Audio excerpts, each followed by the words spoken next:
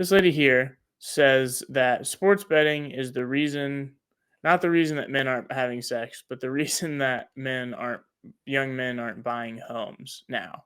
This lady here says that the increased legalization of sports betting across the United States, um, an addiction, and the impact on games themselves. One financial analyst who wrote this thinks that the industry could be blamed for a surprising social issue. This is saying the lack of young men dating or even having sex. The one that I read was about buying homes. I don't think she explicitly mentioned sex. Meredith Whitney is her name. She is advisory group. She's the CEO of advisory group. The fastest growing leisure spend is on fantasy sports and online sports betting, Whitney says, noting that retail spending in almost every other industry is currently down.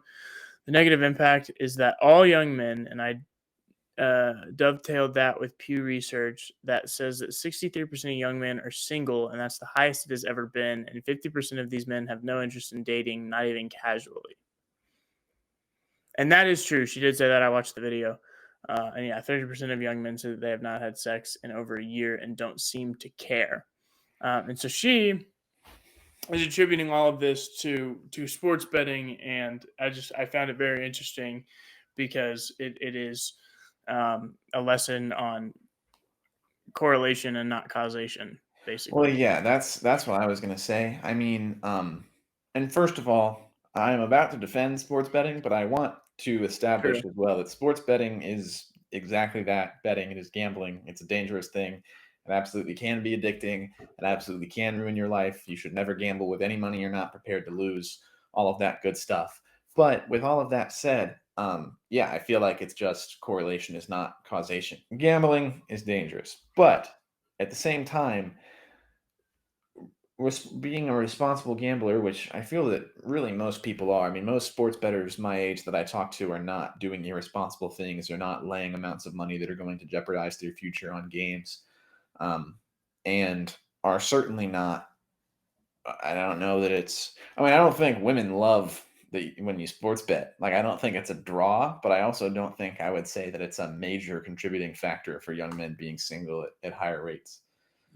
Yeah, I mean, I don't. I'm trying to think. I mean, I definitely don't think it's a draw either. Haley doesn't love that I do it, but it also I don't think is like a major detriment, major point of contention in our relationship. Well, yeah, because you're responsible about it, Yeah, as most people that I know are, and obviously there's going to be people who are irresponsible, but that's true with just anything else. I mean, there for all of time since the first beer was brewed has been guys our age who do nothing but just sit around and drink all the time and ruin their lives and become alcoholics and wind up homeless or drugs or anything else, even things that are illegal for that matter, in large part, things that are illegal. There's all types of ways to be financially irresponsible and ruin your life. And I'm just not really seeing this as being one that's on the forefront of that. While, as I've emphasized, it is dangerous, I'm really not seeing the connection there. I mean, maybe you could draw some grounding to guys having less down payments, less money for down payments on houses. Maybe like $1,000 here, $1,000 there. If people were being irresponsible, that can kind of add up quick. But as far as being single and not having sex at higher rates, I think that that's just spurious correlation. I think that that has nothing to do. I think that that's driven by social media, and the pandemic fucked everybody up and all this stuff, and it's just dating in that whole scene is not the same as it ever has been for any previous generation, and so it shouldn't be surprising that it's down the way that it is. And we know that Gen Z is like more than anybody else is cool with being single forever, is cool with having a van and a dog and dipping out. Like, that's very Gen Z shit to do.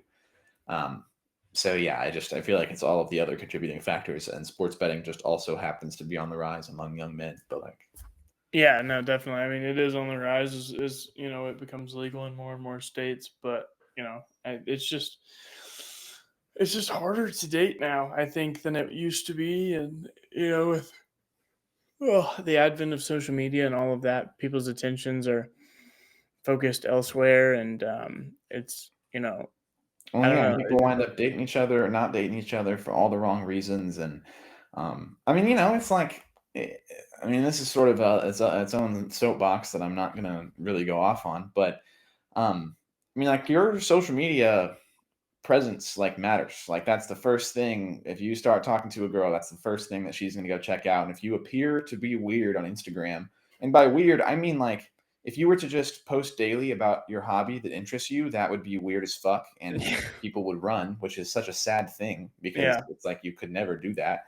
But if you are deemed to be weird by any stretch of the imagination, then your chances are just done. And weird is a totally subjective term and it's like it's just silly. So I think that all of that, and that's just one kind of specific example of how this plays in. It's a very multifaceted issue. Social media's impact on dating, and there's all types of examples I could sit here and draw. But the point is, it ain't sports betting. It's like I feel like we're just fucking. I No, mean, yeah. dating has been trending down this whole time, and sports betting has really only had this cataclysmic rise in the last like 3 or 4 years. I mean, there's very little good, there's very little good what's the word I'm looking for? Role models now, like there used to be. There's way less of that, and then like everyone's doing all kinds of things. And like you said, people dating or not dating for all of the wrong reasons is a huge thing. But I mean, and also just like a larger like general consensus of just being okay being on your own, which I think we like differ from generations previously. Is like I Well, and think I most think of that us are. social media has pushed that too a little bit, which maybe that's not even a bad thing to Yeah, have no, people thinking that way. But I think that yeah, social media is a big part of that too, because the majority of vloggers and celebrities and athletes and TikTokers and everything are single and are making all this money on their own, regardless of their gender or race or whatever else. Everybody can find one of these people that they identify with and say, I want to be like that person. And I think that kind of also subconsciously gets you to be like, I don't really need anybody else. Um, and then, yeah, I don't know. Like I said, I could talk about this for an entire stream by itself for real, but it's no, yeah, definitely. I mean, yeah. I thought the same thing, but yeah, I think I saw it first on Twitter a couple of days ago and thought it was very interesting and Yeah, definitely but I think it something. is just the pinnacle of correlation is not causation. I mean, maybe you can say that there's a 1% or a 0.5% of those men who aren't dating and it has some direct tie to sports betting, sure. But I don't think that there is a statistically significant increase in sports betting or in men not dating that can be purely attributed to sports betting. And it's just exactly correlation is not causation. It is these two things are happening at the same time, but is one really causing the other? And I think the answer is no. I think the answer is no as well. I mean, yeah, maybe it's just more time spent on a hobby, and that hobby has to be sports, or that hobby trends to be sports betting now. But I Um, mean, also like, and I don't know. This is just my opinion, but from like a dating perspective, really, sports betting is like not an end of the world hobby that your no, husband slash boyfriend could have. I mean, there is so many more expensive hobbies that would also take him out of the house. Like, because I mean, like what if you're golf is a big one too. That yeah, that like a lot of girlfriends don't like. yeah, golf is kind of on the up and up. But yeah, like take golf for instance and compare it to sports betting. I mean, the reality is my yearly spend on golf is much more than my yearly spend on sports betting, and I'm not even a big time golfer, but it's No, certainly mine is supersedes it by like triple or 2x or quadruple. 3x. Yeah, Yeah, like it is notably more on golf and sports betting. And every time I go to golf, I leave the house for 4 hours, and I'm not around and hard to reach and don't really want to be fucked with. But if I just have money on a college football game and I sit in the living room, you can sit in the living room and read a book, or at the very least, I'm here. If you need me to take out the trash or something, just ask and I'll do it. I'm yeah, around. It's like yeah, it's not exactly. No, really 100%. yeah. So I don't know. That's my take on the situation. Yeah, there are much worse hobbies, I think, as well. But And obviously, I mean, every hobby can manifest itself in very negative ways. It's obviously a whole different situation if it ruins your mood for the entire day when you lose a bet and you can't be around your wife and kids and shit. Like, then you're well, that definitely that is gambling just too much money. that's just a lesson on just managing your feelings. I mean, you shouldn't. Well, yeah, and it's a There risk should be management very lesson few too. things that cause a reaction like that in your life. If obviously if you get fired or something like that, but I mean that would be like somebody cutting you off and then you just being like ruined for the rest of the fucking day. No, yeah, exactly. Well, it's a lesson in risk management too, because like with anything that involves financial speculation, if you're that emotionally invested, you're probably playing with too much money. Like you really, I mean, when people say only gamble with money you're prepared to lose, that means like when I place all 6 of these bets, I am fully aware that I could go 0 for 6 tonight, and I would wake up tomorrow morning and nothing would change in my life. Yeah, That is no. gambling with money that you're prepared to lose. You'd be like, "Oh, that sucks." Okay. Yeah, exactly. And so that's kind of the lesson to be learned there as well. But Yeah. um, very, very interesting stuff. Yeah, good talking point, Chase. Thank you.